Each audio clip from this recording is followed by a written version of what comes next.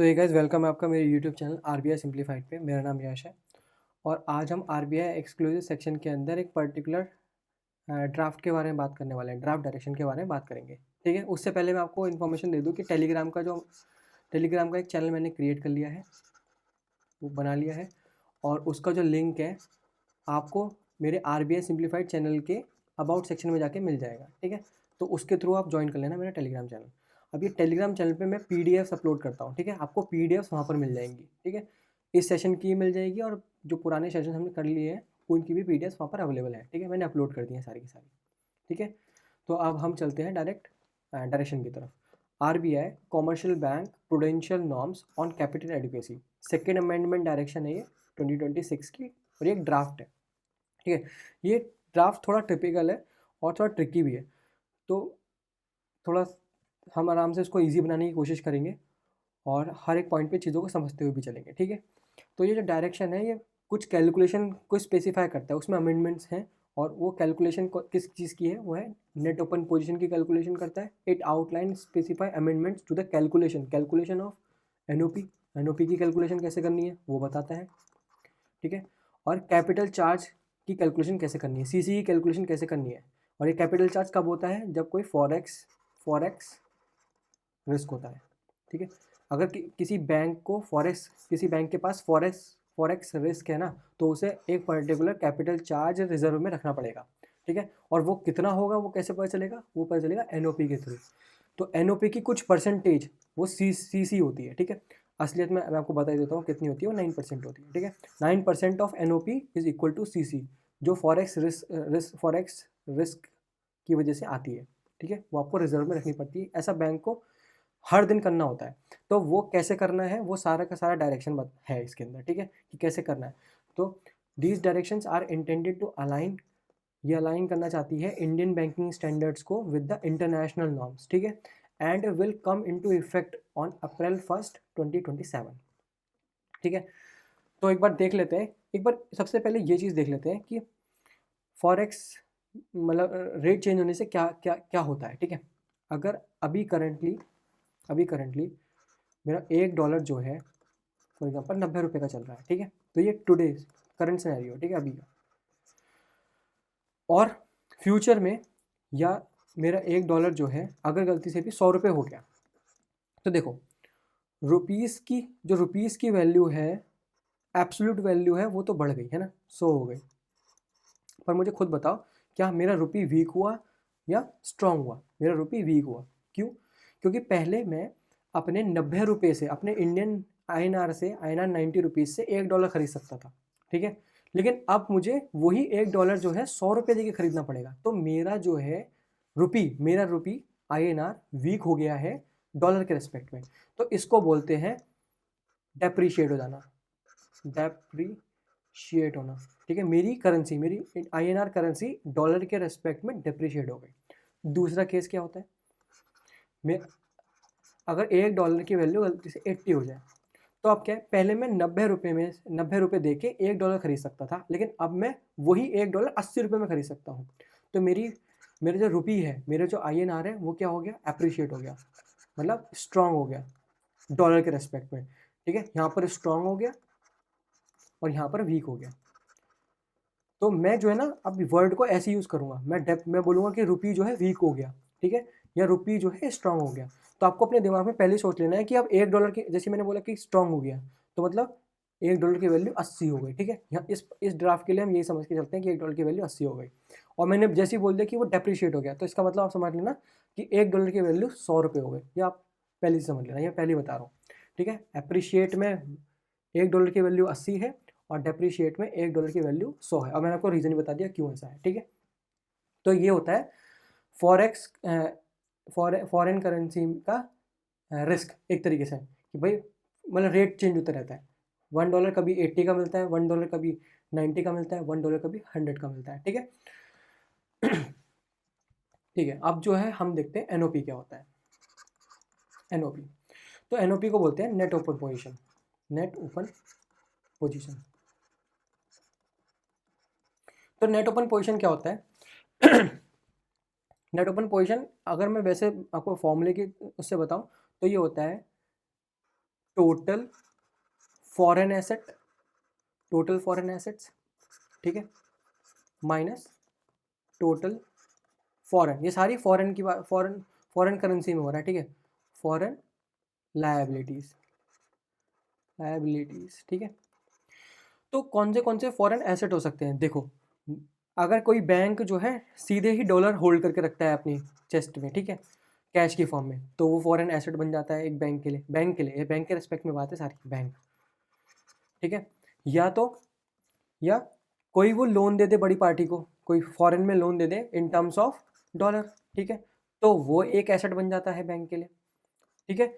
या बैंक जो है कहीं इन्वेस्टमेंट कर दे, इन्वेस्टमेंट, ठीक है,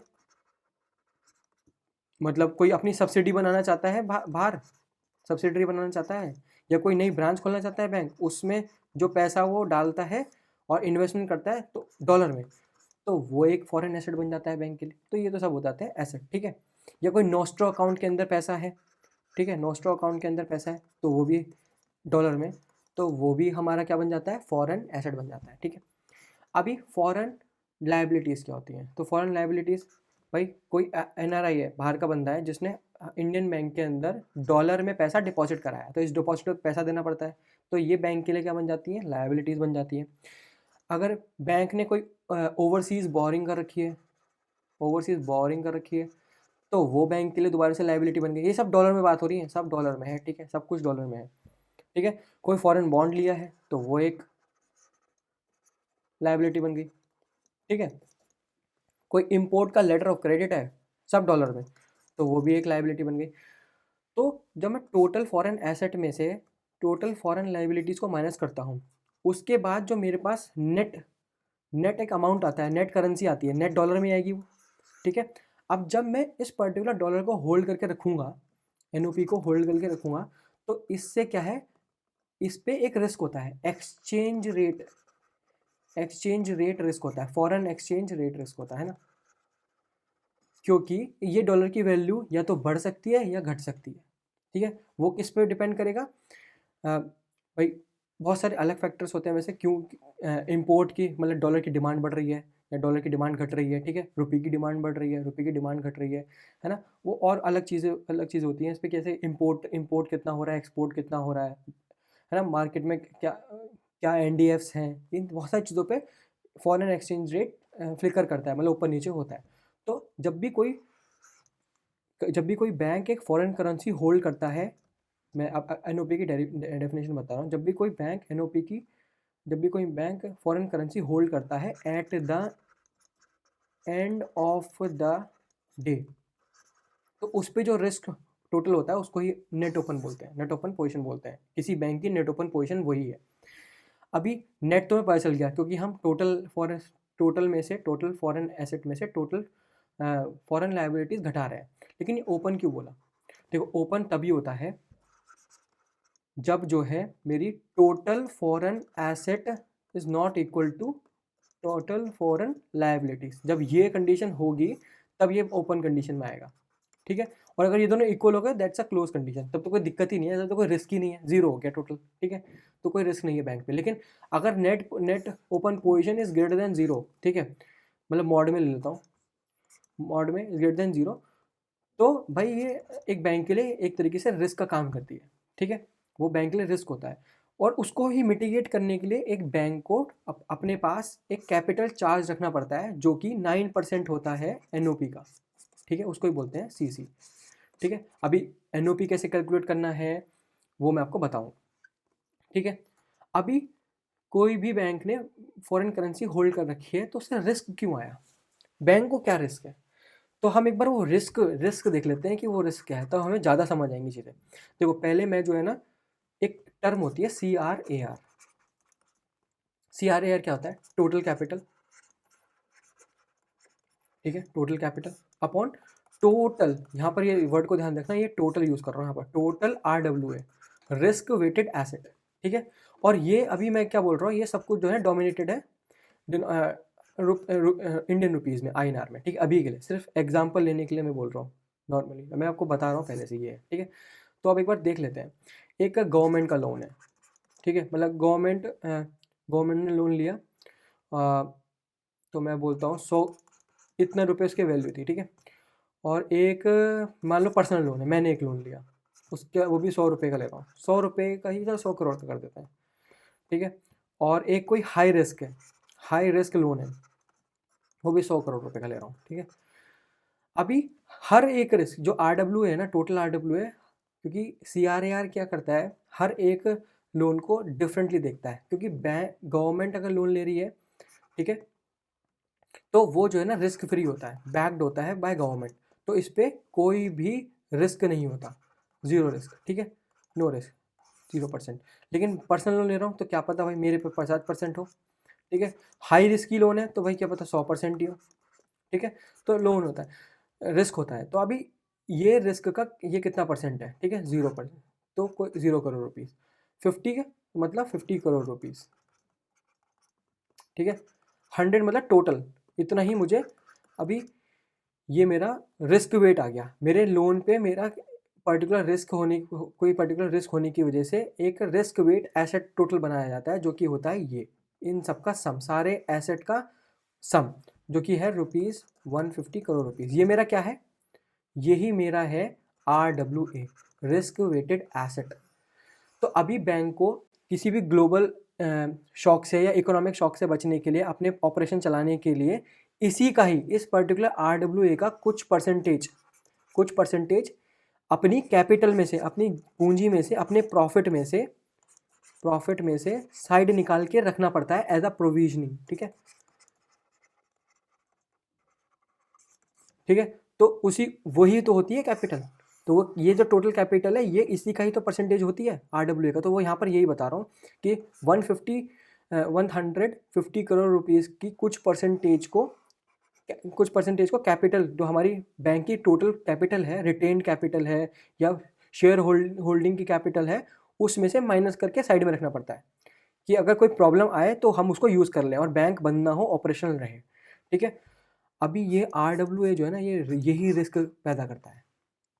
अब ये तो मैंने आपको बता दिया कि CRAR क्या होता है। अभी अभी हमने क्या बोला था कि ये रुपीज़ की फॉर्म में, अब ये सब रुपीज़ भूल जाओ और अब ये डॉलर में आ गया है, ठीक है। अब सब कुछ डॉलर में है, ठीक है, डॉलर में है, ये डॉलर में हो गया, ये डॉलर में हो गया, ये डॉलर में हो गया, और तो ये भी जो है वैल्यू, ये भी डॉलर में हो जाएगी। तो अभी करंट टुडे जो मेरा RW, अब ये डॉलर में है, तो ये कैसा एसेट है, ये मेरा फॉरेन एसेट है, फॉरेन रिस्क वेट एसेट है। तो अभी मैं फॉरेन में चला गया, ठीक है, पूरा का पूरा फॉरेन में आ गया। अभी जो भी बैंक होल्ड करता है बाहर, ठीक है, बाहर उसने लोन दे रखा है बहुत सारा, उस पर फॉरेन रिस्क वेट एसेट है, तो वो जो है टोटल बनता है बैंक का 150 करोड़ रुपीज़। अब मुझे बताओ, अगर मेरा जो पर्टिकुलर बैंक ने इतना ही होल्ड करके रखा हुआ है, अभी इस पर्टिकुलर ये वैल्यू फ्लक्चुएट होगी, ये वैल्यू फ्लक्चुएट कैसे होगी, फॉरेक्स रेट के चेंज होने से, ठीक है। ये जब चेंज होगा तो eight the end of the day ये चेंज होगी।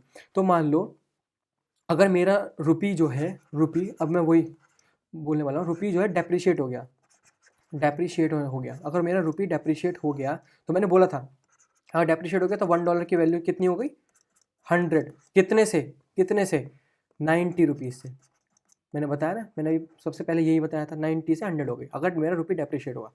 तो मुझे ये बताओ क्या ये मेरा FRWA रुपी की टर्म में बढ़ेगा, नहीं बढ़ जाएगा, क्योंकि पहले 90 से कैलकुलेट होता है ये, ठीक है। तो पहले मेरी वैल्यू आ रही थी, कितनी आ रही थी, 00 और 135, ठीक है, 135 आ रही थी, ये मेरे रुपीज़ आ रहे थे, ठीक है। इतना मेरा FRWA आ रहा था, कब आ रहा था, जब मेरा रुपी वैल्यू था 90, लेकिन अब मेरा 100 है। तो अब कितना हो गया FRWA, वो हो गया ₹150 और 20 और, ठीक है। तो ये कितनी, ये कब है, जब मेरा रुपी डेप्रिशिएट हो गया, ठीक है, डेप्रिशिएट हो गया। तो मेरा डेप्रिशिएट जैसे ही रुपी हुआ, तो रुपी के टर्म में जो मेरा FRWA है वो बढ़ गया, देखो ना बढ़ गया,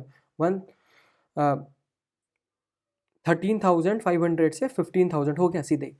तो अब मैं अगर देखूं तो जो FRWA है जो मेरा सडनली बढ़ गया, तो क्या मुझे इसी बढ़े हुए अमाउंट पे, ये जो मेरा टोटल बढ़ा हुआ अमाउंट है 1500 का, ठीक है, जो नेट 1500 का बढ़ा हुआ अमाउंट है, इंक्रीज अमाउंट है, क्या ये मेरे लिए एडिशनल रिस्क नहीं हो गया? जो मैंने एसेट अपना होल्ड कर रखा था अभी तक, मेरा जो टोटल एफ आर लोन पे जितना FRWA मैंने निकाल के, रिस्क निकाल के पूरा FRW निकाला था, और फिर उसका जो डिफरेंस आया सिर्फ एक करेंसी चेंज होने की वजह से, क्या ये मेरा एडिशनल रिस्क नहीं आ गया? ये मेरा एडिशनल रिस्क है। तो इस एडिशनल रिस्क को मिटिगेट करने के लिए, क्योंकि करेंसी के मेरी खुद की डोमेस्टिक करेंसी में बदलाव आने की वजह से मेरे पे एक एडिशनल रिस्क आ गया eight the end of the day. Eight the end of the day मेरे पास एक एडिशनल रिस्क आ गया। तो मुझे क्या इसको मिटिगेट नहीं करना होगा? मुझे करना होगा।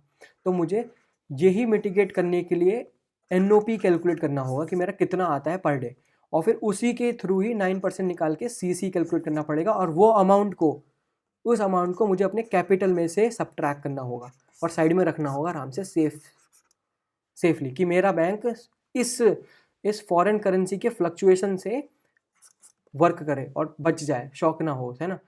तो ये पूरी आपको मैंने बेसिक बता दिया कि भाई एक फॉरेन रेट की चेंज होने की वजह से at the end of the day जो भी एक बैंक करेंसी होल्ड करके रखता है in terms of foreign risk weighted asset, उसकी वजह से एक बैंक पे क्या प्रॉब्लम आती है या उस पर क्या रिस्क आता है, और उसे रिस्क को मिटिगेट कैसे करते हैं? By calculating NOP and then by taking that particular capital charge aside from the total capital।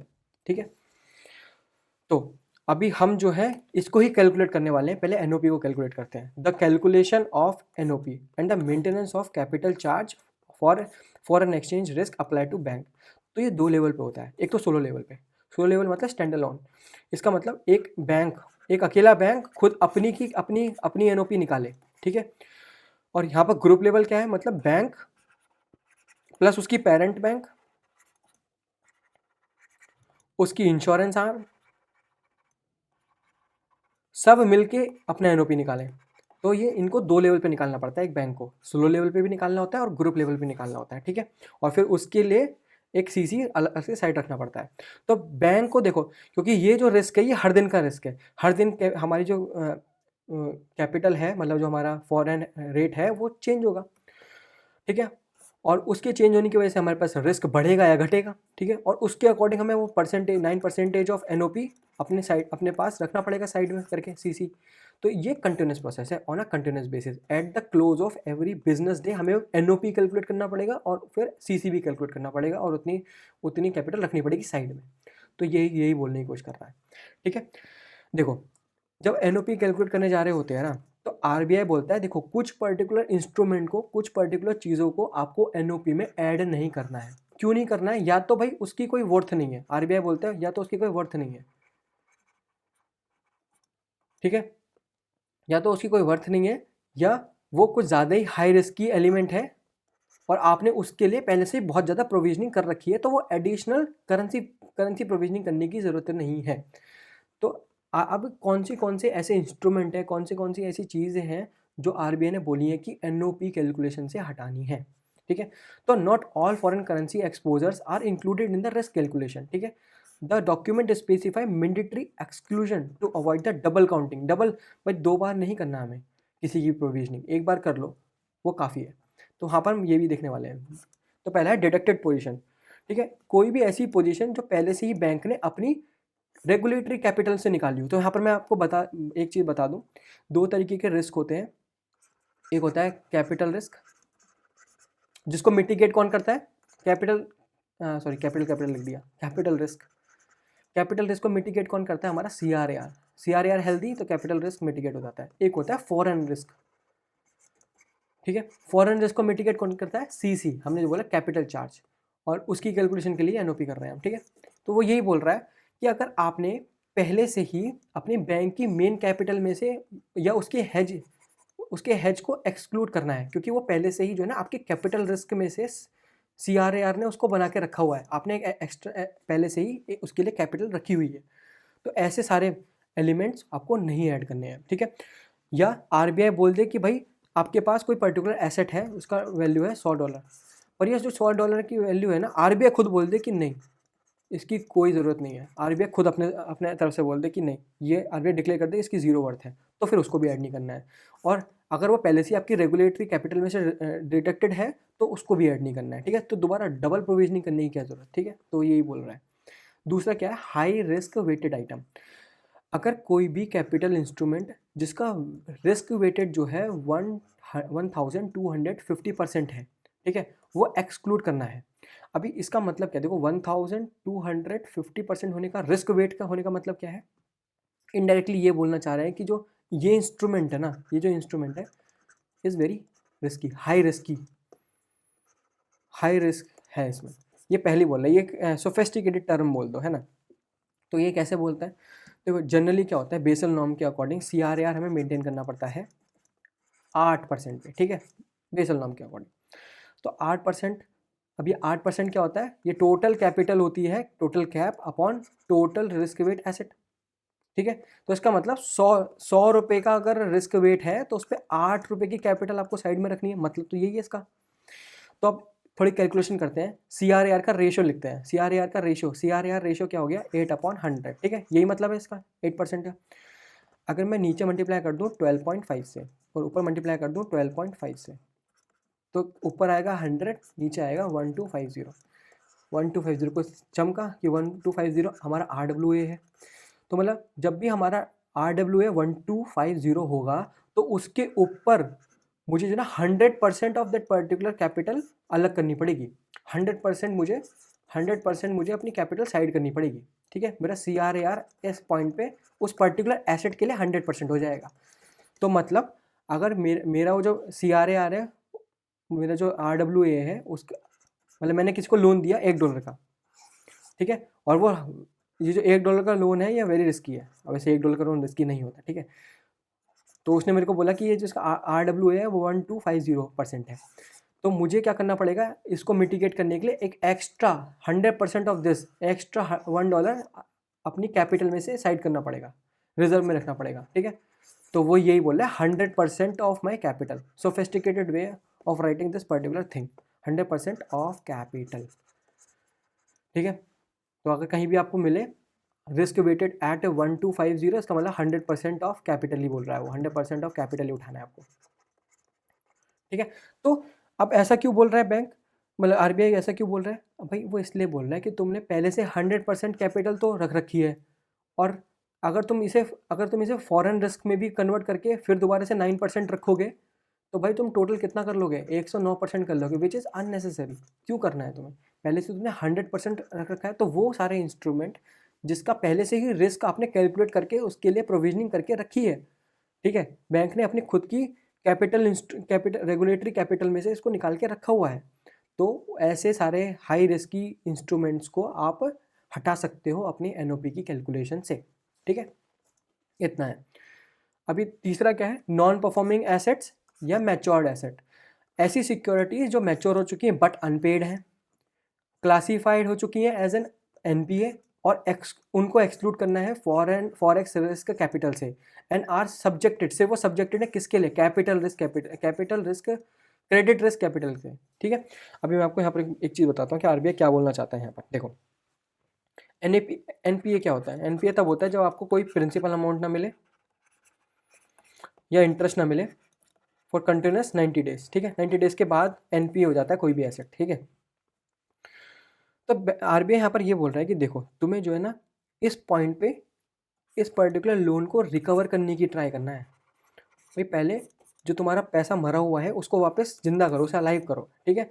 उस पैसे को रिकवर करने की कोशिश करो थ्रू रिस्ट्रक्चरिंग करो, जो भी करना है रिस्ट्रक्चरिंग करो, टाइम पीरियड दो, रेट कम कर दो, है ना, मतलब EMI का टाइमिंग बढ़ा दो, ऐसा है। और उसमें जो EMI के पार्ट्स हैं उसको छोटा कर दो। तुम पहले इसमें जो तुम्हारा मरा हुआ पैसा है उसको वापस लेके आओ, रिकवर करो, ना कि तुम पहले उसका ये देखो कि वो जो मेरा एसेट है उस पर फॉरेन रिस्क क्या है, तो तुम पहले फॉरेन रिस्क को ना पहले देख के पहले तुम उसे कैपिटल रिस्क के थ्रू देखो, अपना पैसा बचाने की कोशिश करो, ठीक है। तो यहाँ पर यही बोल रहा है, क्योंकि बैंक ने इसके लिए पहले से प्रोविजनिंग करके रखी होगी। अगर तुम्हें ये लगता है कि ये NAP हो गया है तो तुम और एक्स्ट्रा कैपिटल बफर रखो अपना, ठीक है। लेकिन वो कैसा होगा, only subjected to the credit risk capital, ना कि फॉरेन रिस्क की वजह से रखो एक्स्ट्रा। तुम्हें फॉरेन रिस्क को नहीं देखना है यहाँ पर, कैपिटल रिस्क को देखना है तुम्हें पहले मेन अपनी कैपिटल बचानी है। तो ठीक है, ये बोलना चाह रहे हैं वहाँ पर, इसलिए ऐसे चीज़ों को हटाने की बात कर रहा है कि जो पहले पैसे मरा हुआ पैसा है उस पर तुम फॉरेन रिस्क क्या देखोगे, है ना। बस वही बोलने की कोशिश कर रहा है। स्ट्रक्चरल फॉरेन एक्सचेंज पोजीशन, ठीक है। अब एक चीज़ और होती है जो मैं थोड़ा डेप्थ में बताऊंगा। इस एक ऐसे जो कुछ ऐसे इंस्ट्रूमेंट्स होते हैं, स्ट्रक्चरल फॉरेन एक्सचेंज पोजीशंस होती हैं, ऐसी कुछ पोजीशंस होती हैं जो बैंक को जो है ना अपनी एनओपी कैलकुलेशन में नहीं लानी होती है। ठीक है, हमने 3 चीज़ें देख ली। जो पहले से डिडक्टेड है उसको हटाना है, जो पहले से हाई रिस्क की है, हाई रिस्क की इंस्ट्रूमेंट्स है उसको भी हटाना है, और एनपीए होने वाले हो चुके हैं या मैच्योर्ड हो चुके हैं और अनपेड हैं उनको उन एसेट को हटाना है कैलकुलेशन में। ठीक है, और आरबीआई क्या बोलता है, एक ऐसी चीज़ों को भी हटाना है जो स्ट्रक्चरल फॉरेन एक्सचेंज पोजीशन में हो, इनको भी रिमूव करना है, इनको भी एनओपी कैलकुलेशन में पार्टिसिपेट नहीं कराना। क्यों नहीं कराना, मैं आपको रीज़न बताता हूँ। और ये जो है ना, ये वाली चीज़ थोड़ी इंपॉर्टेंट है। देखो स्ट्रक्चरल वो क्या होता है, बैंक को कैसे जज करते हैं भाई, कोई भी बैंक है मैं कैसे जज करूँगा, 3-4 चीज़ें देखूंगा। वैसे मैं मेन तो देखूंगा कि बैंक का CRAR कैसा है। ठीक है, तो CRAR जो ना एक बैंक के लिए हेल्थ कार्ड होता है या हेल्थ स्कोर बोल दो। ठीक है, और इसकी वैल्यू जो होती है हेल्थ स्कोर की, वो हमारी पता ही है हमें, total capital upon total risk wait asset. ठीक है, अभी जो भी हम बात करेंगे वो डॉलर की फॉर्म में होगी इनडायरेक्टली, और फिर मैं बताऊंगा कि कैसे वो रुपी वीक हो रहा है ऐसे करके। ठीक है, तो अभी हम बोलते हैं अभी इस पर्टिकुलर कंडीशन में, अभी करंट कंडीशन में जो मेरा रुपी है ना वो डेप्रिशिएट हो गया। डेप्रिशिएट होने का मतलब क्या है, मेरे अब $1 की जो वैल्यू है वो ₹100 हो गई है। कहाँ से, ₹90 से। ठीक है, ठीक है, अभी मेरा रुपी जब डेप्रिशिएट हो गया है तो जो मेरा इस टोटल RWA में से, इस टोटल RWA के अंदर मेरा फॉरेन RWA भी होगा। ठीक है, वो जो फॉरेन RWA है उसकी रुपीज़ के अंदर वैल्यू बढ़ जाएगी। ठीक है, इसका मतलब मेरा टोटल ये बढ़ा तो क्या मेरा टोटल RWA नहीं बढ़ेगा, वो भी बढ़ेगा। ठीक है, टोटल RWA बढ़ गया। ठीक है, अभी टोटल RWA बढ़ गया, CRAR में तो ये नीचे वाला टर्म बढ़ गई, लेकिन जो मेरी कैपिटल है भाई, मेरी बैंक की जो पूंजी है, प्रॉफिट है, वो तो कांस्टेंट ही रहेगा, सडनली थोड़ा बढ़ जाएगा। प्रॉफिट कहाँ बढ़ेगा, प्रॉफिट नहीं बढ़ेगा ना। मेरी रिटेन अर्निंग तो वैसी की वैसी रहेंगी ना, मेरी जितनी भी इन्वेस्टमेंट है तो वैसे की वैसी रहेंगी ना, वो थोड़ा ना बढ़ेंगी, वो नहीं बढ़ेंगी, क्योंकि वो जो है रुपीज़ में होती है मेरे पास। ठीक है, फाइनली बैंक के पास तो डोमेस्टिकली रुपीज़ में होती हैं, तो वो नहीं बढ़ती हैं ऐसे सीधे, है ना। तो नीचे वाली टर्म बढ़ गई और कैपिटल कांस्टेंट रही, तो क्या मुझे ये बताओ CRAR घट नहीं जाएगा नीचे वाली टर्म बढ़ने पे? हाँ भाई, CRAR घट जाएगा। तो बैंक को ये एक परेशानी दिखी कि अगर FRWA बढ़ा तो मेरा TRWA बढ़ेगा, मेरा CRAR घट जाएगा। तो बैंक बोलता है, जो RBI ये बोलता है कि तुम्हें ये करने, अगर ये हो रहा है ना तुम्हारे साथ, तो तुम क्या करो, ऐसा करो, तुम इस FRWA के अगेंस्ट जो है ना अपने एसेट बाय करो लॉन्ग पोजीशन में। मतलब इस FRWA के अगेंस्ट में तुम जो है ना फॉरेन करेंसी बाय करो, फॉरेन करेंसी बाय करो। ठीक है, तो फॉरेन करेंसी बाय कर ली, तो अगर मेरी फॉरेन करेंसी बाय, अगर मैं कोई बंदा फॉरेन करेंसी बाय कर लेता है, तो मतलब बैंक बाय कर लेता है, तो CRAR की वैल्यू होती है कैपिटल अपॉन टोटल RWA। तो ये तो हमें पता था बढ़ रहा था। ठीक है, अभी मैंने जो है ना उनकी फॉरेन करेंसी बाय कर ली, मतलब डॉलर बाय कर लिया, तो डॉलर मैं कहाँ से खरीदूंगा, डॉलर तो मैं अपने कैपिटल को यूज़ करके खरीदूंगा ना। ठीक है, तो मैंने जो डॉलर को कैपिटल को यूज़ करके डॉलर खरीदा, वो यहाँ पर ही ऐड हो जाएगा डॉलर। ठीक है, तो डॉलर भी बढ़ेगा फिर उस टाइम पे। ठीक है, डॉलर भी बढ़ेगा, तो जब TRAW जिस रेट से बढ़ा उसी रेट से मेरा अगर कैपिटल भी बढ़ जाए, क्योंकि डॉलर भी बढ़ रहा होगा उस टाइम पे, तो क्या मेरा CRAR कांस्टेंट नहीं हो जाएगा? तो मेरा CRAR जो है कांस्टेंट हो जाएगा। तो मैंने क्या किया, मैंने लॉन्ग पोजीशन रख के अपने CRAR को हैच करा, सिर्फ और सिर्फ CRAR को हैच किया। ठीक है, यहाँ पर यही एक इंपॉर्टेंट चीज़ है कि CRAR को हैच करने के लिए अगर मैं कोई लॉन्ग पोजीशन लेता हूँ दूसरी फॉरेन करेंसी के अंदर अपनी कैपिटल को यूज़ करके, तो मेरा CRAR उससे कांस्टेंट हो जाता है, मेरा CRAR गिरने से बच जाता है। तो अगर मेरा CRAR हैज हो जाता है, तो अगर मैं ऐसा, तो एक तो ऐसा आरबीआई अलाउ करता है, कर सकते हो आप ये, ठीक है।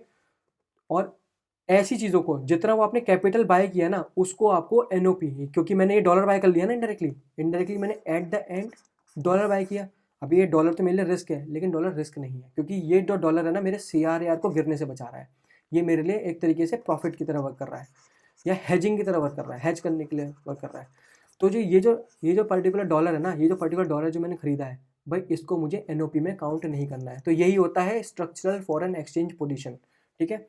ठीक है, हमें वो नहीं काउंट करना है। तो एक बार पढ़ लेते हैं। Foreign the paradox, if a bank matches it's foreign assets and liability perfectly, और डेप्रिसिएशन आ जाए डोमेस्टिक करेंसी में, ठीक है, वो इंक्रीज हो जाए, and the value of foreign asset जो डोमेस्टिक टर्म में है, मैंने अभी बताया ना डोमेस्टिक टर्म में फॉरेन एसेट बढ़ जाएगा, तो फॉरेन एसेट की डोमेस्टिक टर्म में वैल्यू बढ़ जाएगी, जिसकी वजह से RWA हमारा जो टोटल रिस्क वेटेड एसेट है वो बढ़ जाएगा।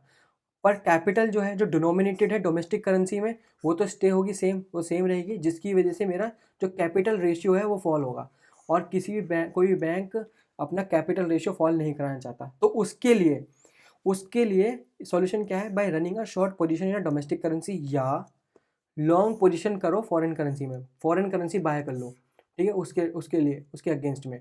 And bank ensure that if the domestic currency depreciate, the bank capital, उसकी कैपिटल तो उतने ही रेट से बढ़ जाएगी, और वो ऑफसेट करेगी इंक्रीज इन RWA, और हमारा इनडायरेक्टली कैपिटल रेशियो स्टेबलाइज हो जाएगा।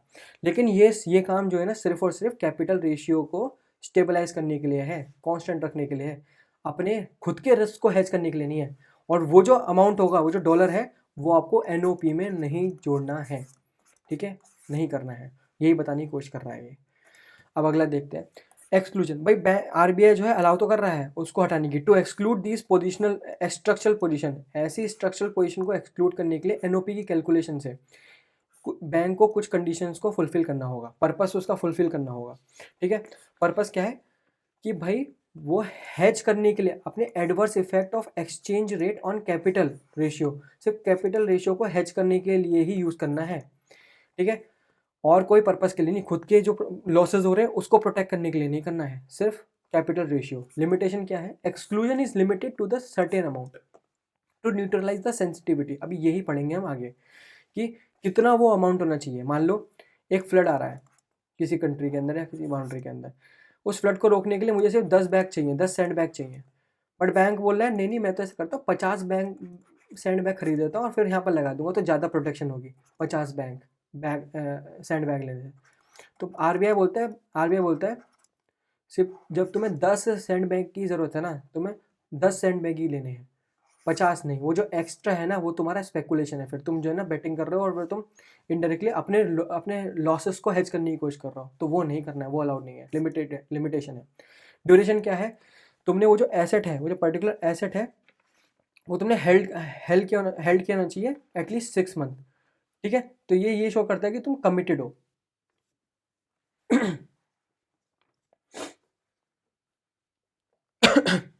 ठीक है, तो ये शो करता है कि तुम कमिटेड हो। और गवर्नेंस क्या है? Must follow a documented risk management policy and be approve by the department of supervision. देखो, तुम्हें खुद से डिसाइड नहीं करना है ना, कि कितना करूँ क्या करूँ, तुम्हें डायरेक्शंस को के अकॉर्डिंग करना है, और उसको अप्रूव कराना है bye the department of supervision जो आरबीआई के अंदर है, ठीक है। Consistency must be applied consistently for the rest of the life. अगर आपने एक बार भी उस पर्टिकुलर एसेट के लिए अपने सीआरआर को बचाने के लिए एक पर्टिकुलर एसेट को ये बोल दिया कि ये भाई स्ट्रक्चरल पोजीशन में चला गया है, इसको लगा दिया है लेबल, स्ट्रक्चरल पोजीशन वाला लेबल, तो अब ये एसेट जो है ना पूरे लाइफ टाइम तक स्ट्रक्चरल पोजीशन में ही रहना चाहिए, ठीक है, वो ये बोल रहा है।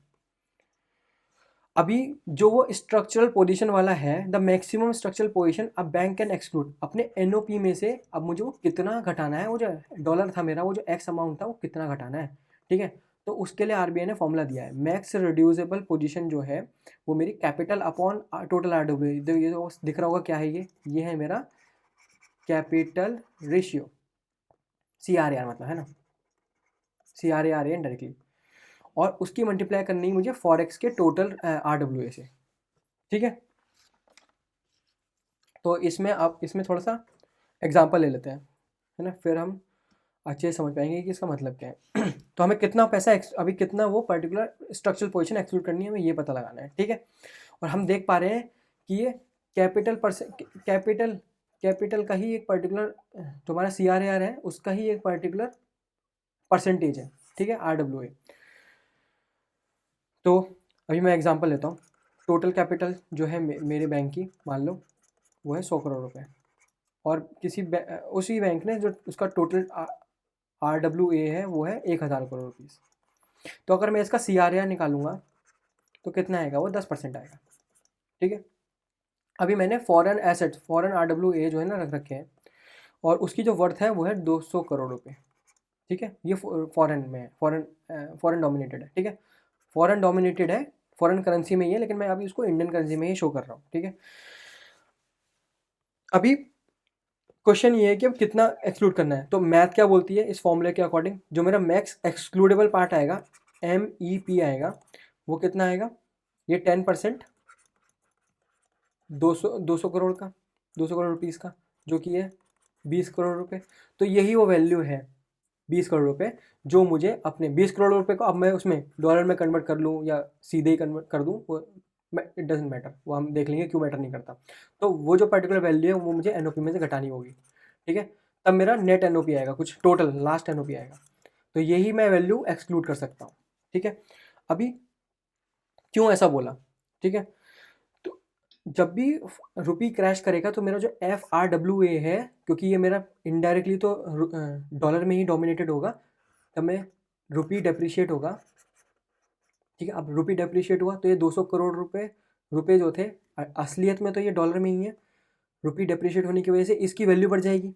ये 200 कुछ मान लो 300 करोड़ रुपीज़ हो गए, है ना। तो जब ये FRWA बढ़ेगा तो अब देखो अब क्या होगा, CRAR जो है ना मेरा, इनडायरेक्टली FRAW बोल देता हूँ, रिस्क वेटेड FWA, और जो मेरा कैपिटल है, ठीक है। अभी ये मैंने कैपिटल, ये तो 20 करोड़ रुपए, ये कैपिटल यहाँ आएगी, और ये 300 यहाँ है, और ये जो है ना दोनों रेट सेम, दोनों ये 10% से बढ़े, क्योंकि इसमें ये 20 करोड़ रुपए है, ये भी 10% से बढ़ेंगे इनडायरेक्टली। और FRWA ये भी 10% से बढ़ेगा, जो कि है मेरे 200 करोड़ रुपए, वो भी 10% से बढ़ेंगे, है ना। तो जब ये भी 10 से बढ़ा, ये भी 10 से बढ़ा, तो दोनों ने एक दूसरे के इफेक्ट को कैंसिल आउट कर दिया, और मेरा CRAR जो है वो कॉन्स्टेंट हो गया, ठीक है। इसलिए जो है ना RBI इसको अलाउ करता है, करने देता है, ठीक है, क्योंकि ये इनडायरेक्टली सेफर बना रहा है, बैंक को सेफ कर रहा है उल्टा, है ना। तो ये पर्टिकुलर हमने बस ये भी देखा कि ये हमने इनडायरेक्टली अभी देखना तो यही था कि बस 20 करोड़ रुपीज़ को मुझे माइनस करना है, लेकिन मैंने ये भी बता दिया कि अभी उससे CRAR कांस्टेंट कैसे हुआ, वो दोनों 10% से बढ़े इसलिए वो कांस्टेंट हुआ, ठीक है। वो एक्स्ट्रा मैंने बता दिया, ठीक है। अभी अब आ गई बात कि भाई हमारा NOP कैसे कैलकुलेट हो। अभी हमने ये देख लिया कि इसमें क्या ऐड नहीं करना है, ठीक है। अभी ये देख लेते हैं कि क्या ऐड करना है, ठीक है, NOP में क्या ऐड करना है। तो bank must calculate the NOP of all foreign currency. देखो भाई, सारी करेंसी देखनी है हमें, इसमें युआन हो गई, येन हो गई, ग्रेट ब्रिटेन पाउंड हो गया, यूरो हो गया, है ना, और अपना डॉलर हो गया, ठीक है। सारी करेंसी देखनी है, और उसमें गोल्ड को भी इंक्लूड करना है अक्रॉस बोथ ट्रेडिंग बुक, जो आप ट्रेड करके कमाते हो उस बुक में भी, और बैंकिंग बुक में भी, ठीक है। अब मेजरिंग कैसे करनी है सिंगल एक्सपोजर। देखो, अगर आप एक बैंक के मैनेजर हो और आपको eight the end of the day NOP calculate करना है, तो आप सिर्फ कैश को थोड़ा देखोगे, मैंने आपको इतना कुछ बताया कि कैश थोड़ा देखोगे कि आपके पास डॉलर कितना कैश में हैंड है, नहीं नहीं नहीं, आपको बहुत सारी चीज़ें और देखनी पड़ेंगी, ठीक है, और उसका नेट लेना पड़ेगा। तो यहाँ पर क्या है, उसमें क्या क्या ऐड करना है। तो पहला है नेट स्पॉट पोजीशन नेट करनी है। तो उसमें क्या होता है, सारे के सारे एसेट आइटम्स में माइनस कर दो सारी लायबिलिटीज़ को। एसेट आइटम्स क्या हो गए, मेरे पास डॉलर रखा हुआ है कैश में, ठीक है, और मैंने कुछ डॉलर में इन्वेस्टमेंट कर रखा है, वो सारी चीज़ें मैंने आपको बहुत बिल्कुल पहले बताई थी, ठीक है। और कुछ ओवरसीज़ कैपिटल है मेरी, मैंने सब्सिडरीज बनानी है, वहाँ पर मैंने अपना $1 मिलियन भेज रखा है, तो वो भी मेरा एसेट हो गया। तो उसमें से मुझे माइनस करना है टोटल लायबिलिटीज़, ठीक है। टोटल लायबिलिटीज़ क्या हो गई, जो NRI ने डिपॉजिट कर रखा है हमारे यहाँ पर डॉलर की फॉर्म में, ठीक है, और बॉन्ड्स हो गए। तो ये सब चीज़ें लाइबिलिटीज़ में आ गए। जब इसको आप माइनस करते हो तो आपको टोटल एक नेट पोजीशन मिल जाती है। तो वो ये नेट पोजीशन किसकी होती है? टुडे, आज की होती है, ठीक है। जब आप कैलकुलेट कर रहे हो, जिस दिन आप कैलकुलेट कर रहे हो वो उसकी, तो उस टाइम पे कितना एसेट है, उस टाइम पे कितनी लाइबिलिटीज़ है, उसको माइनस करना होता है, ठीक है। इंक्लूडिंग जो कैपिटल इन्वेस्टेड है ओवरसीज ऑपरेशन में और एक्यूमुलेटेड अनरेमिटेड सरप्लसेस, ठीक है। इसके अलावा क्या ऐड करना है? इसके अलावा करना है सबसे टिपिकल चीज़, ये सबसे हार्डेस्ट चीज़ों में आती है, फॉरवर्ड्स। फॉरवर्ड्स को भी ऐड करना है, ठीक है। इस फॉरवर्ड को भी ऐड करना पड़ेगा। अभी फॉरवर्ड्स क्या होते हैं? देखो फॉरवर्ड्स जो होते हैं, फॉरवर्ड्स एक टाइप का एग्रीमेंट है, ठीक है। एग्रीमेंट है, पूरा नहीं लिख रहा, एग्रीमेंट है या डेरिवेटिव है, डेरिवेटिव है या कॉन्ट्रैक्ट है, जो दो पार्टीज ए और बी साइन करती हैं ओवर द काउंटर। ये साइन तो आज करती हैं, ठीक है, बट एग्जीक्यूट इसको कुछ टाइम बाद करते हैं, एक्स ईयर्स बाद करते हैं फॉर एग्जांपल, ठीक है। एग्जीक्यूशन इसका बाद में होता है, साइन ये टुडे में हो जाती है, आज के दिन हो जाती है। पर कब साइन करते हैं फॉरवर्ड्स? ओवर द काउंटर पे जाके, जब ए का इंटरेस्ट और बी का इंटरेस्ट अपोजिट हो, ठीक है। ए मार्केट को सपोर्ट करता हो और बी मार्केट के अगेंस्ट हो, तब एक फॉरवर्ड कॉन्ट्रैक्ट साइन होता है, ठीक है। सेम फ्यूचर्स होते हैं, लेकिन फ्यूचर्स क्या है? फ्यूचर जो ना ओवर द काउंटर नहीं होते, ठीक है, वो स्टॉक एक्सचेंज पे होते हैं और वो कस्टमाइजेबल नहीं है। फ्यूचर्स कस्टमाइजेबल नहीं होते, फॉरवर्ड्स कस्टमाइजेबल होते हैं, ठीक है। ये तो अभी उसमें जो है ना, इस चीज़ को भी ऐड करना है तुमने अभी इसमें, क्योंकि ये करेंसी मान लो फॉरेन करेंसी में ही है जो आपने डील साइन कर रखी है ये, क्योंकि आपने एक फॉरवर्ड साइन कर रखा है। फॉरवर्ड साइंस जो है, फॉरवर्ड्स कॉन्ट्रैक्ट जो है ना, ऑब्लिगेशन होता है उसमें, भाई ऑब्लिगेशन होता है, मतलब आपको वो पर्टिकुलर टाइम बाद वो उसको एग्जीक्यूट करना होगा। तो उससे जो भी रिस्क है, उससे जो करेंसी रिस्क है, उसकी भी नेट पोजीशन ऐड करनी पड़ेगी, है ना, क्योंकि भाई वो भी इम्पोर्टेंट है। और क्योंकि आपने एक कॉन्ट्रैक्ट को तो साइन कर ही लिया है ना, आपको वो एग्जीक्यूट करना ही है, तो उसके लिए भी भाई एक आप एडिशनली उसके लिए भी एक सीसी जो कैपिटल चार्ज है वो भी साइड में रखो, है ना। तो इसलिए इसको एनओपी में ऐड करो, ठीक है, क्योंकि कॉन्ट्रैक्ट तो साइन हुआ है। इसके अलावा क्या? इसके अलावा कुछ बैंक गारंटीज जो होती है, ठीक है। बैंक जो है ना, कभी कभी गारंटीज भी देता है ओवरसीज, ठीक है। जो बैंक ने गारंटी दी है तो ये भी ऑब्लाइज्ड होती है, ऑब्लिगेशन होता है इसमें, ठीक है। इररिवोकेबल होती हैं ये भी। अगर एक तरीके के लिए ये जो है ना, बैंक के लिए डेप्ट होता है जिसको आज पे नहीं करना होता, इसको बोलते हैं non funded non funded exposure, ठीक है, एक्सपोजर बोलते हैं इसको। जो आज तो पे नहीं करना है कैश में, लेकिन अगर इसको रिवोक किया, मतलब इसको स्टार्ट किया गया या इसको इन्वोक किया, इसको अगर इन्वोक किया तो ये ऑब्लाइज हो जाएगा। और इसमें पता होता है बैंक को कि भाई जो इसका ओनर है, जो इस बैंक गारंटी को होल्ड करता है ना, वो पे नहीं करेगा अमाउंट। तो ये बैंक के लिए रिस्क है। ये कब का रिस्क है? फ्यूचर में आने वाला रिस्क है। लेकिन ये एक साइन कॉन्ट्रैक्ट है, तो भाई इसके लिए भी जो डॉलर की करेंसी में रिस्क है, मतलब एक्सचेंज वाला रिस्क है, उसको भी इसलिए इसको एनओपी में कैलकुलेट करना पड़ेगा, ठीक है। एक बैंक गारंटीज हो गई। अब क्या हो गया? अब एक और चीज़ हो गई, जो भी फ्यूचर में आने वाली इनकम है, आपको पता है कि भाई मेरी कुछ इनकम जो है फ्यूचर में आएगी ही आएगी। मान लो मैं कोई बैंक जो है किसी क्लाइंट को सर्विसेज देता है, तो उसमें कुछ फीस लेता है डॉलर की फॉर्म में, तो वो भी आएगी आएगी। आपको पता है कि वो हर महीने के एंड में आती है, तो उसको भी ऐड करना है, ऐसी चीज़ों को भी लेना है, क्योंकि आपको पता है कि वो भी आएगी, ठीक है। ऐसी कुछ इनकम्स हो गई, आप उसमें 100% श्योर हो, और वो हेज भी होनी चाहिए। अगर वो हेज नहीं होगी तो नहीं लेना है। इसके अलावा एक लास्ट चीज़ है ऑप्शन। ऑप्शन बहुत ट्रिकी चीज़ है, ऑप्शन को भी लेना पड़ता है। ऑप्शन को भी एनओपी में ऐड करना पड़ता है। अभी ऑप्शन को ऐड क्यों करना पड़ता है? मैं एक और चीज़ बताता हूँ। अगर आपको ये ऑप्शन, फॉरवर्ड्स, डेरिवेटिव्स, ठीक है, स्वैप्शन, ठीक है, फ्यूचर्स, आपको ये अगर अच्छे से पढ़ना है ना, तो एक मेरी वीडियो है रूपी इंटरेस्ट रेट डेरिवेटिव करके, है ना, मास्टर डायरेक्शन है ये। अगर आप ये पढ़ेंगे ना, ये वीडियो देखेंगे, तो आपको ये सब क्लियर हो जाएगा, ठीक है, कि ऑप्शंस क्या होते हैं। तो ऑप्शन में भी सेम चीज़ हो रही होती है, लेकिन अभी एक बायर के पास, जो ऑप्शन बायर होता है, उसके पास एक राइट होता है कि भाई वो उस ऑप्शन को एग्जीक्यूट करना चाहता है, नहीं करना चाहता। तो अभी बैंक के लिए यही दिक्कत है भाई। फॉरवर्ड्स में तो क्या था, ऑब्लिगेशन थी, ठीक है, बैंक गारंटी में क्या थी, ऑब्लिगेशन थी, लेकिन इसमें ऑब्लिगेशन नहीं है।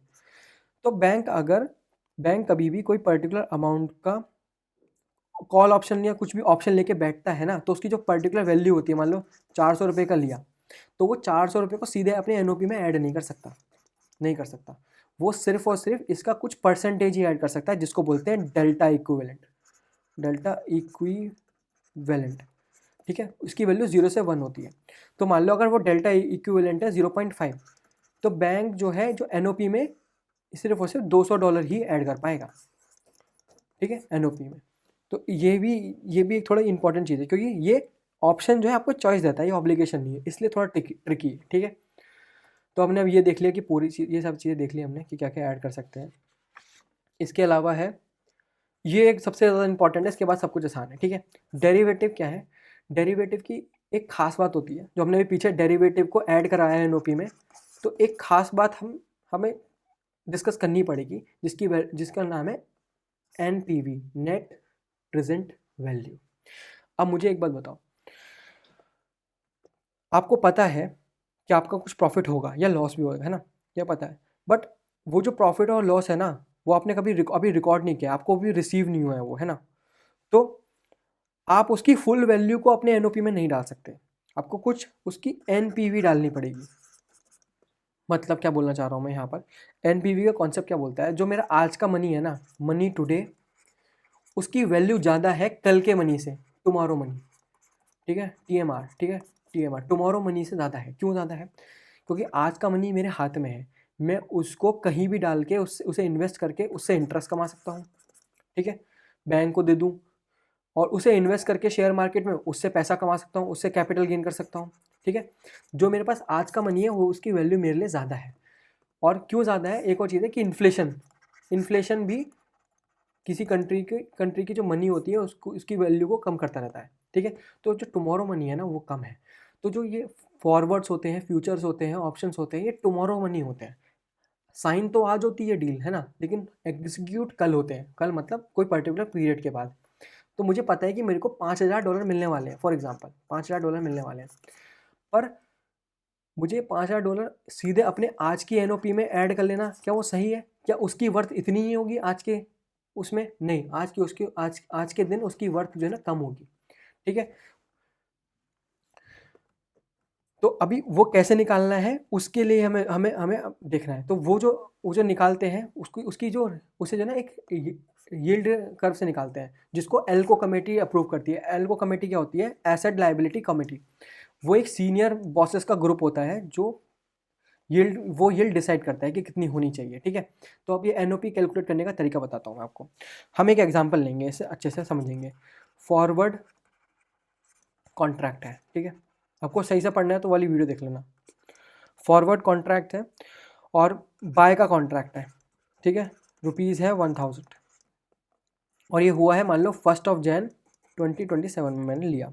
एक साल का बॉन्ड है, मतलब 1 साल बाद एग्जीक्यूट हो जाएगा।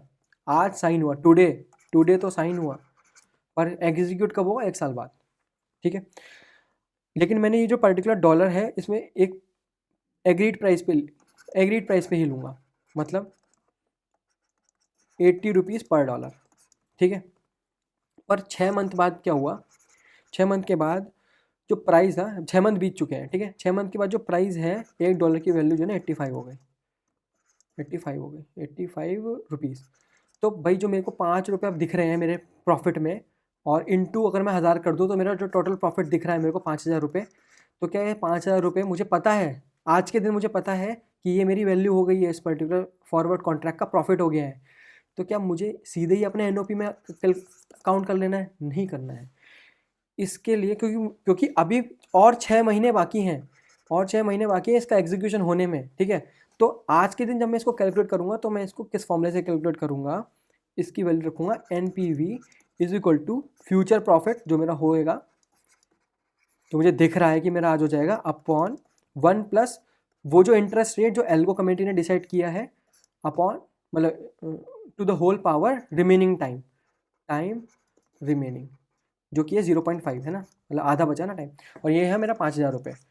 तो ये जो वैल्यू आएगी 100% 5000 से कम आएगी। तो वो जो वैल्यू आएगी ना, वो जो पर्टिकुलर वैल्यू है भैया, उसको ही एनओपी में आपको जोड़ना है। तो वो यही बोलने की कोशिश कर रहा है। और जो गोल्ड है, गोल्ड को सीधे करेंसी की तरह करना है, सीधे ऐड कर देना है एंड में, ठीक है, उसका कुछ नहीं देखना, उसकी वैल्यू लेना, उसकी वैल्यू डॉलर में होगी, उसे रुपीज़ में कन्वर्ट करना और सीधे ऐड कर देना, ठीक है। अभी द शॉर्ट हैंड मेथड, अब हम कैलकुलेट करेंगे मेन चीज़, मैं ये नहीं पढ़ता, अब हम सीधे देखते हैं।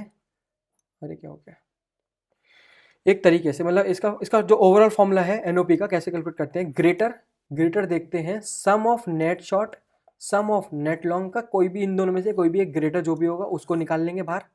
और उसका साइन मैटर नहीं करता, नेगेटिव भी हो सकता है, पॉजिटिव भी हो सकता है। और एब्सोल्यूट वैल्यू लेनी है, एब्सोल्यूट नेट पोजीशन लेनी है गोल्ड की, ठीक है। अब बैंक कैसे कैलकुलेट करता है, इसको बोलते हैं शॉर्ट हैंड मेथड कैलकुलेट करने के लिए। इसमें वो डिफरेंट बकेट्स के लिए यूज़ करता है, मतलब ये जो है पहले डॉलर के लिए करेगा, फिर येन के लिए करेगा, है ना, फिर यूरो के लिए करेगा, है ना, ठीक है, ऐसे करके वो सबके लिए करेगा।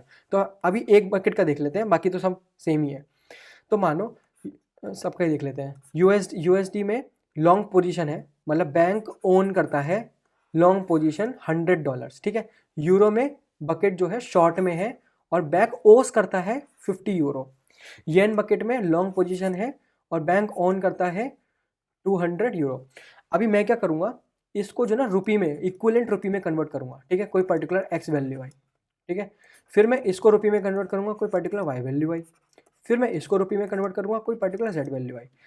अब मैं टोटल नेट हो गया मेरा एक्स प्लस जेड लॉन्ग वाला, और शॉर्ट क्या हो गया, सिर्फ और सिर्फ वाई। इन दोनों का साइन को हटा दो, अब साइन को हटा दूंगा, ठीक है, साइन को हटा दूंगा। अब इन दोनों में ग्रेटर देखूंगा, मान लो ग्रेटर आ गया ये एक्स प्लस जेड, तो एक्स प्लस जेड को साइड में रख लूँगा। फिर इसमें गोल्ड अलग से उसकी वैल्यू को ऐड कर लूँगा। गोल्ड क्या है, गोल्ड हो गया थीटा, और फिर ये ही मेरी एनओपी आ जाएगी, ठीक है। तो अभी हमने यहाँ से ये तो निकाल लिया रुपये में कन्वर्ट करके। तो वही है, इसमें यही बोला कि अभी यूएसडी लॉन्ग को इसने 8000 में कर लिया फॉर एग्जांपल, यूएसडी शॉर्ट को इसने 4500 में कर लिया, और येन लॉन्ग को इसने 1000 में कर लिया। तो टोटल कितना आ गया, ये आ गया 9000 लॉन्ग पोजीशन, और शॉर्ट आ गई मेरी माइनस के ₹4500। अभी मुझे इन दोनों में मैक्सिमम देखना है और मुझे साइन को इग्नोर कर देना है। तो मैक्सिमम कौन है इन दोनों में से, ये, तो ये वैल्यू आगे आ जाएगी, ठीक है। अगली साइड पे चलते हैं। तो विनर कौन हो गया, लॉन्ग पोजीशन वाला हो गया, लूजर शॉर्ट पोजीशन हो गई। तो मुझे लॉन्ग पोजीशन को निकाल देना है, जो कि मेरी 9000 आ गई है, ठीक है, और टोटल शॉर्ट पोजीशन को मुझे हटा देना है। तो आरबीआई से take the bigger number of the two, ignore the negative sign. तो हमने 9000 वाला ले लिया। अब उसमें गोल्ड की वर्थ भी ऐड करनी है, जो कि है 500 फॉर एग्जाम्पल, और इसे डायरेक्टली ऐड कर देना है, इसका कुछ वो नहीं देखना, एब्सोल्यूट वैल्यू डायरेक्टली ऐड कर देनी है, जो कि आ गई 9500 रुपये। सिर्फ ये रुपये में एग्जाम्पल है ना, इतना नहीं होता है। अब है मेन चीज़, जो मेरा सी होगा ना कैपिटल, वो होता है 9% ऑफ एनओपी। तो जो मेरा एनओपी आया है 9500 रुपये, उसका 9% 855, ये बैंक को लॉक कर देना है away as a safety buffer for foreign exchange rate risk, ठीक है, उसके रिस्क से बचाने के लिए ये 855 रुपीज़, ठीक है। तो वही हमने देख लिया कि वो 9% होता है टोटल का, और ये एक एडिशनल रिक्वायरमेंट है, ये रिप्लेस नहीं करती है हमारी कैपिटल वाली रिक्वायरमेंट को, ये एडिशनल है, ठीक है, ये मैंने बता चुका हूँ कई बार। ठीक है, तो आज के लिए बस इतना ही करते हैं। ये पूरी की पूरी हमने कैलकुलेशन देख ली है, कैसे हमने एनओपी कैलकुलेट किया, क्या हमने उसमें एक्सक्लूड किया, और फिर उससे सीसी कैसे निकाला, ठीक है, हमने पूरा कवर कर लिया अच्छे से। तो अगर आपको ये वीडियो पसंद आई हो तो मेरी वीडियो को लाइक कर देना और चैनल को सब्सक्राइब कर देना और अपने दोस्तों को भी शेयर कर देना। Thank you.